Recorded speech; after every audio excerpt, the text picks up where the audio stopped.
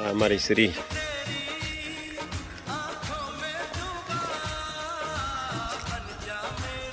આ તો હેત છે એટલે એને ગમે ત્યાં રખડવાની છૂટ જાઓ ગમે ત્યાં આમ તો બધી છૂટું જ હોય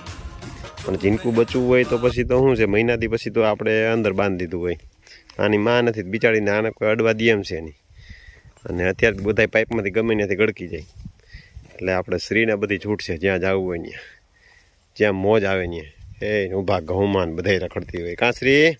શ્રી